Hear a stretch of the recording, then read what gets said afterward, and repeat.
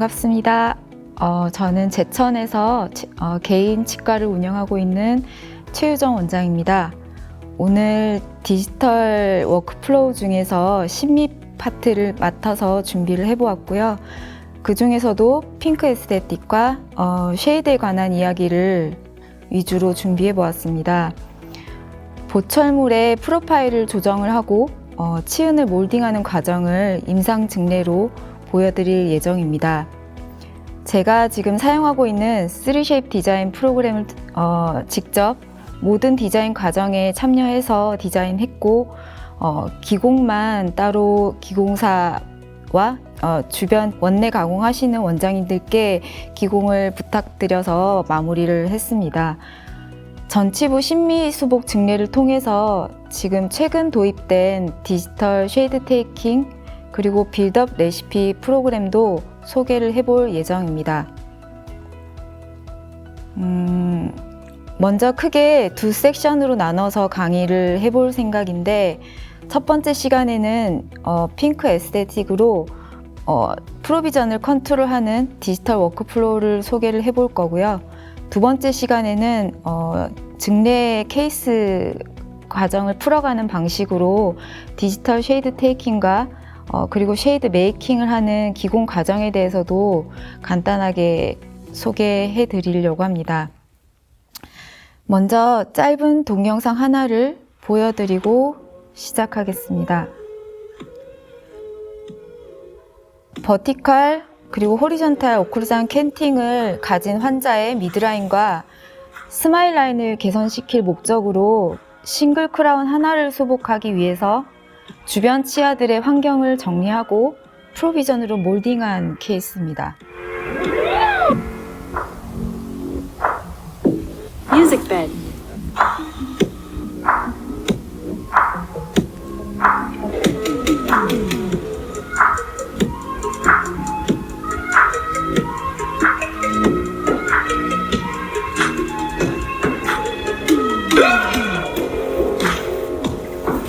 Music bed.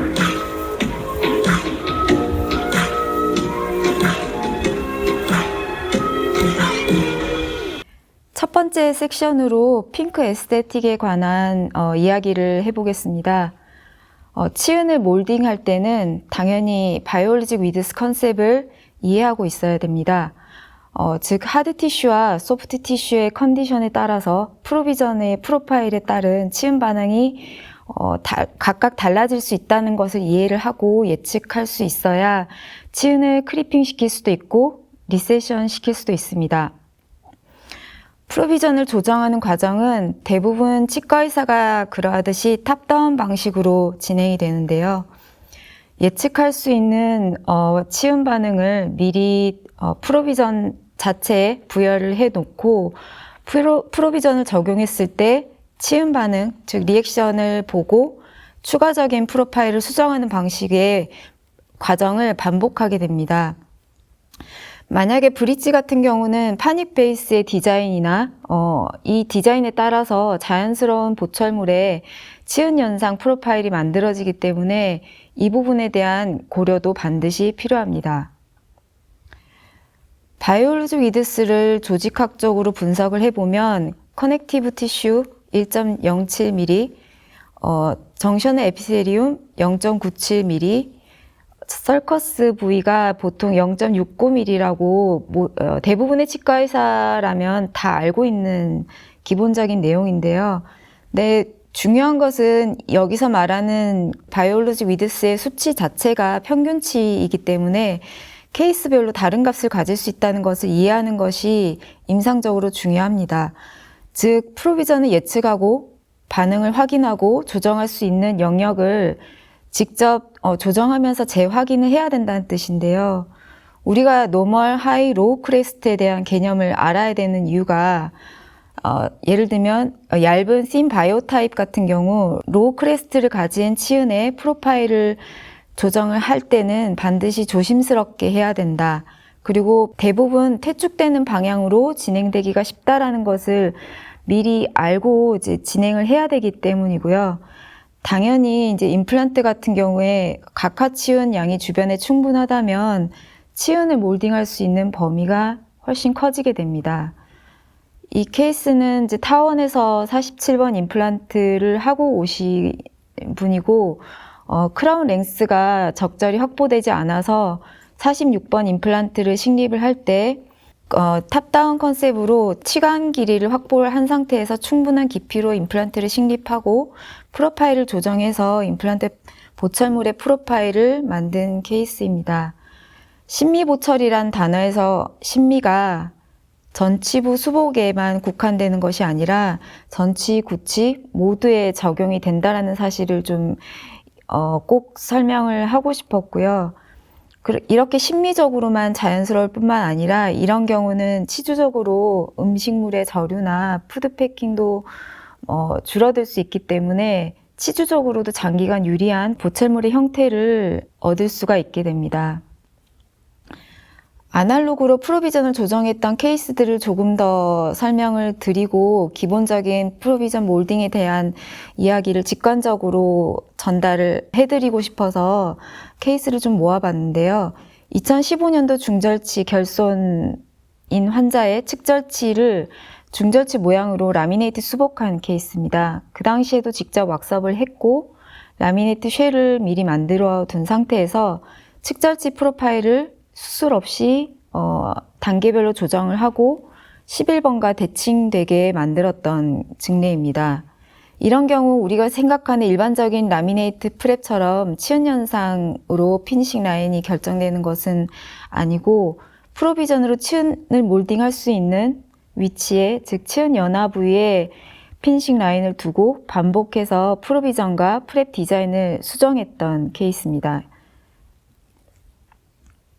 이 케이스 같은 경우도 기존에 전치부 심미보철을 이제 타원에서 딜리버리하고 차후에 치은이 퇴축이 되었는데 치근의 변색 부위 때문에 다크 쉐이드가 노출이 되고 이 부분을 해결하고 싶어서 이제 내원하셨던 분인데 수복물의 리메이크에 대한 부담감이 컸기 때문에 레진으로 마스킹을 할 계획으로 레진의 쉐이드가 적용될 수 있는 적절한 프랩 양을 결정을 한 다음에 포세린 리페어를 해드렸는데요.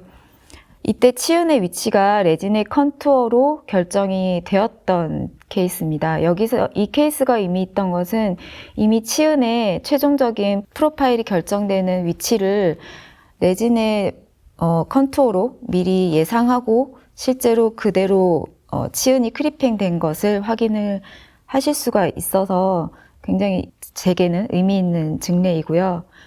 또 하나는 타 병원에서 이제 치과의사 지인이 지르코니아 크라운을 하면 된다고 이제 이미 치료 계획까지 다 정해둔 상태에서 이분 같은 경우는 클렌칭이나 브럭시즘 악습관이 심했기 때문에 만약에 이미 파절연이 치은 연화로 존재하고 그리고 프랩된 상태에서 잔존 치질량이 너무 적어지기 때문에 수복 후 오히려 치간 파절에 우려가 돼서 설칙 치질의 최소 삭제가 가능한 어데시브 레스토레이션, 접착 수복이 유리하다고 판단을 했고 라미네이트를 추천드렸던 케이스입니다.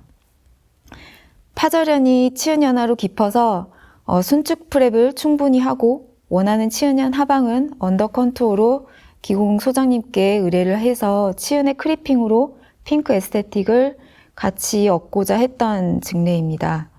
이런 식으로 아날로그로 어느 정도 프로파일을 조정하는 부분에 있어서 감을 잡는 경우에 실제로 디지털로 이런 부분을 예측하고 최종적인 이미지를 예측해서 디지털 디자인을 할 수가 있는데요. 이 케이스 같은 경우는 24번부터 26번 디지털 구치부 브릿지 케이스인데 26번 같은 경우 이제 25번 미싱이 오래 있는 상태로 방치가 돼서 내원을 하셨기 때문에 26번 근심경사로 임플란트 공간이 나오지 않았고 환자의 사정상 교정 치료는 배제할 수밖에 없었습니다. 그리고 전후방에 오래된 수복물 범위가 워낙 컸기 때문에 브릿지로 전체적인 24번에서 26번 브릿지로 수복하는 것이 가장 합리적인 타협점이라고 생각을 하고 진행했던 케이스입니다. 이렇게 치축이 쓰러진 케이스에서 반드시 고려를 해야 될 부분은 치아 사이즈를 배분하는 스페이스, 공간 배분인데요.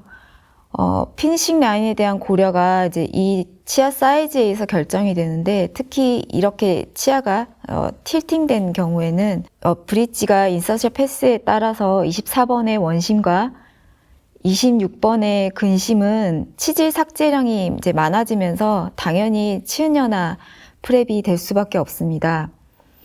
24번의 근심과 26번의 원심은 기존의 컨택 위치가 상대적으로 당연히 교환면 쪽에 가깝게 위치하기 때문에 노란 선처럼 24번, 26번 각각 근원심 피니시 라인의 수직적인 단차가 굉장히 심하게 제작이 될 수밖에 없고, 이렇게 되면 심미적인 보철을 만들기 어려울 뿐만 아니라 실제로 이제 기공 작업 피니싱 라인의 수직적인 단차가 심한 케이스이기 때문에 기공 오차도 좀 커질 수밖에 없습니다. 만약에 이런 경우 23번의 원심과 27번의 근심을 쉐이핑을 하게 되면 컨택을 하방으로 이동시킬 수가 있어서 그런 식으로 이제 쉐이핑을 동반한 브릿지 치료 계획을 진행을 하게 되었고, 이때 이제 심미적인 목적으로 파닉 디자인에 대한 몇 가지를 고민을 하게 되었습니다. 디지털 프로비전 레스토레이션에서 디자인하는 방법은 크게 초진 데이터를 기준으로 쉘을 만들어서 프로비전을 미리 준비하는 방법이 있고, 프랩한 후에 당일 프로비전으로 디자인하고 딜리버리하는 방법이 있습니다. 쉘을 미리 만들어두는 경우에는 3쉐입에서 주문서에서 템 크라운을 선택해야 되고요.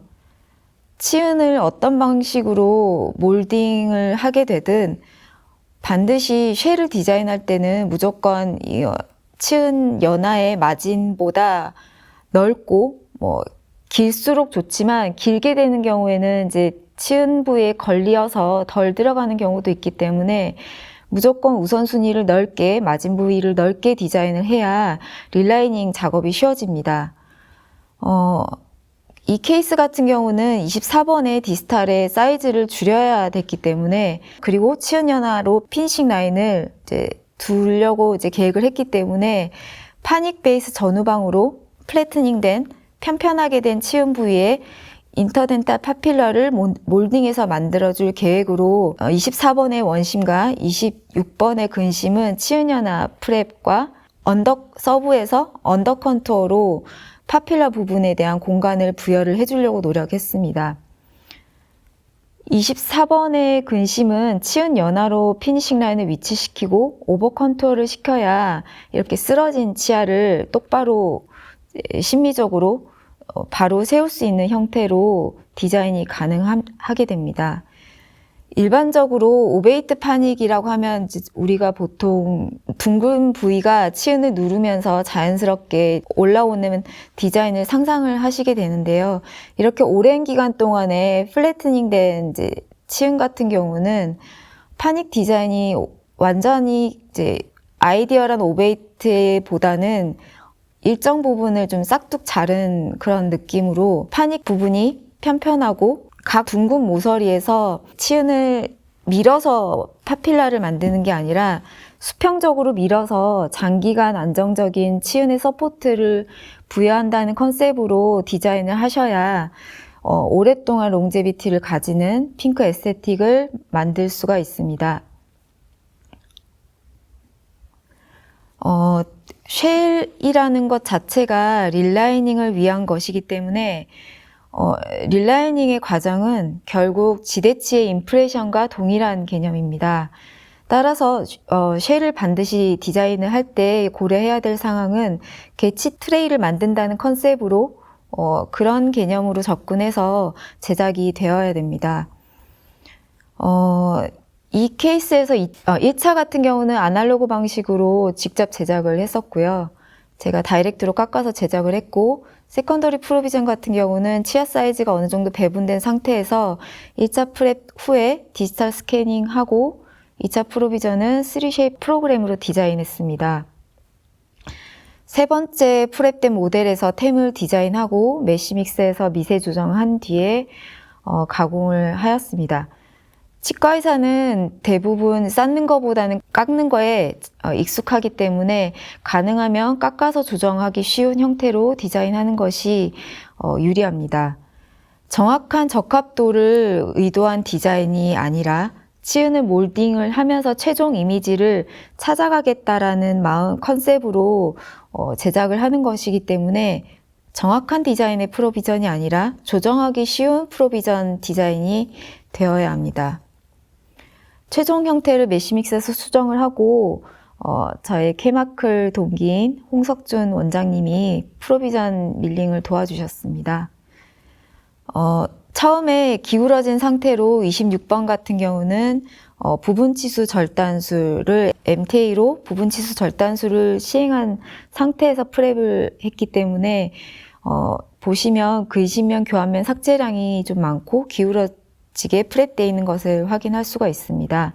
쉘을 기준으로 24번에 프랩량이 부족했던 디스탈 부분을 포함해서 부족한 프랩 양을 체크한 다음에 추가적으로 다듬고 피니싱 라인을 다듬은 다음에 파이널 인상을 떴습니다. 최종 보철물은 이승섭 소장님께서 제작을 해주셨는데 술자의 의도나 이런 초진에 대한 컨디션을 전혀 기공사는 모르고 있기 때문에 최종 디자인 파일을 받아서 반드시 원하는 부위를 다시 제가 직접 수정을 하고 지르코니아를 밀링 의뢰를 하였습니다. 여기서 보시면 파닉 자체가 이제 플랫하고 협설로 직각에 가까운 둥근 모서리가 수평적으로 치은을 밀어서 파닉 주변에 치은의 띠를 만들 수 있어야 심미적으로 자연스러운 프로파일을 얻을 수가 있고요. 지금 이 케이스 같은 경우도 쓰러진 치아를 세웠기 때문에 치은 연화로 프랩한 주변으로 인터덴탈 파필라 공간을 확보한 것도 이제 언더 컨투어 부분을 확인하실 수가 있고요. 그 사이를 임의로 공간을 좀 부여해 준 이유는 장기간 치은이 안정적으로 유지되면서 태축이 아니라 반드시 치간 유두부가 조금씩 차오를 거라고 저 나름대로는 예측하고 확신을 해서 이 사이의 공간을 부여해 주었습니다. 파이널 세팅 사진이고요. 언더 컨투어 그리고 근심과 26번 원심의 오버 컨투어로 피니싱 라인의 수직적인 단차를 줄이려고 노력을 했고 자연스럽게 치축의 모양이 심미적으로 개선되었습니다. 당연히 시간이 지나면서 점점 자연스러운 형태로 자리 잡을 것으로 예상합니다. 오베이트 파닉의 베이스 부위를 다시 한번 정리해서 보여드리는 거고요. 그래서 이러한 템 상태에서 제가 H인시전을 긋고 순축으로 치은을 밀었었는데 보시면 이제 블레이드 흔적이 보이긴 하지만 이 부분도 시간이 지나면서 조금씩 자연스럽게 힐링이 될 것이라고 예상합니다.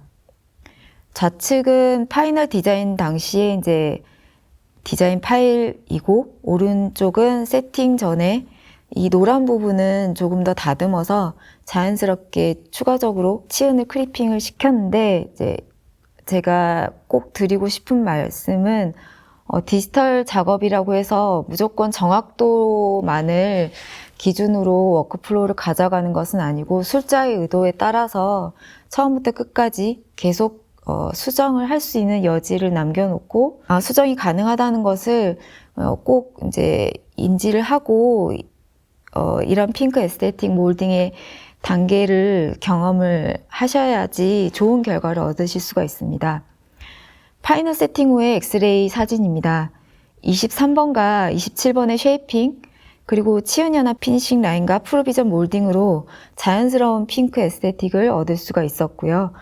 실제로 이제 거래했던 기공 소장님께 파이널 디자인을 상의 드리는 과정에서 초진 사진을 보여드렸는데 이 치아의 초진이 쓰러진 치아인지 예상치 못했다고 하셔서 조금 기분이 좋았던 것으로 기억을 합니다. 두 번째 케이스입니다.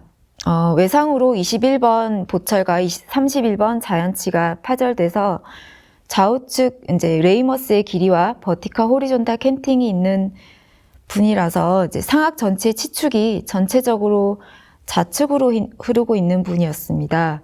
미드라인도 우측으로 틀어져 있어서 22번과 31번의 MTM 마이너 투스 무브먼트로 21번의 공간을 확보하고 31번 로테이션으로 이제 치아의 상태를 개선시킨 뒤 21번의 개선된 미드라인에서 리메이크와 31번에 이동된 22번은 레진으로 수복하기로 상담하고 진행하였습니다. 오른쪽 사진은 환자가 이제 치아를 보는 각도인데요. 이제 보통 사진을 배열하다 보면 캔팅을 확인하기가 어려워서 좌측처럼 배열하기가 쉬운데 이런 경우는 반드시 환자의 안모를 기준으로 사진을 재배열하고 기준점을 잡아서 디자인을 해야 됩니다. 이분 같은 경우는 중절치의 공간도 비대칭이고 미드라인, 치축 전부 다 제각각입니다. 전치부 심미의 최종 이미지를 착시 효과로 이제 대칭적으로 만들기가 저는 가장 어렵다고 생각을 하는 경우가 바로 호리존탈 캔팅이 있는 경우인데요. 이런 경우는 미세하게 조금만 각도를 다르게 보게 되면 치아의 형태가 완전히 달라지게 보일 수 있기 때문에 대칭을 목표로 하는 전치부 수복에서는 기준이 되는 어떤 정적인 기준점을 정하는 것이 굉장히 중요합니다. 물론 이제 미드라인에 대한 여러 가지 오클루전 플레인을 결정짓는 여러 가지 기준들은 우리가 많이 알고 있는데 예를 들면 동공간선이라든지 레스트 상태에서의 립라인이라든지 여러 가지가 많지만 사실은 제가 생각하는 미드라인이나 오클루전 플레인은 환자의 안모나 전체적인 포지션에서 부여되는 술자의 마음속에 있는 임의의 기준선이라고 생각을 하고 임상을 접하고 있기 때문에 환자의 골격적인 비대칭이 저도 좀 심한 편인데요. 이런 비대칭이 심한 환자의 경우에는 크리티컬한 기준을 잡기가 정말 어렵습니다. 그래서 저는 나름대로 그 기준을 환자가 거울을 보는 각도로 삼고 있고 프로비전을 조정할 때도 반드시 환자가 정면에서 거울을 보는 각도를 확인하고 수정 부위도 정면에서 확인한 뒤에 표시하고 조정하고 있습니다. 수평 수직적인 캔팅이 있는 환자의 전악 수복 케이스를 경험하면서 제가 절실히 느꼈던 것 중에 하나인데 기본적으로 이제 페이스 스캐너를 통해서 전체적인 악궁의 밸런스를 잡아가게 되는데요. 이 3차원적인 페이스 스캐너가 아무리 정확하다고 하더라도 이게 고정적인 기준점이 없이 데이터를 보게 되면 미드라인이나 교합 평면이 미묘하게 좀 틀어지거나 잡기가 어려운 경험을 하게 되는 것 같습니다. 그래서 이제 만약에 정해진 기준점이 있다면 그 기준점을 절대적인 기준으로 삼고 전악 디자인이 가능하지만 실제로 모든 데이터를 다 모아놓고 모니터상에서 어떤 기준점을 찾기 시작한다면 우리가 이 3차원적인 데이터를 모니터상에서 보면서 전후방적인 감각이 실제보다 적게 그 감각을 느끼기가 어렵기 때문에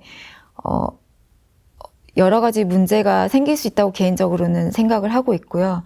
이거는 데이터 자체가 디지털 데이터가 부정확하다거나 정합이 좀 잘못돼서가 아니라 예를 들면 오프라인에서 우리가 자연을 봤을 때 그 자연의 광활함이나 웅장함을 사진이나 동영상으로 담아내는 것이 한계가 있는 것처럼 3차원적인 데이터를 모니터상에서 봤을 때 그 차이를 감각적으로 인지하기 어려운 인간의 지각적인 한계 때문이라고 생각을 하고 있습니다. 실제로 전체 편측 수복 시에 전연차 기공사 같은 경우는 이 전후방적인 오프셋 같은 거를 밸런스를 감각적으로 맞추기가 어렵다라고도 저는 이제 들었고요.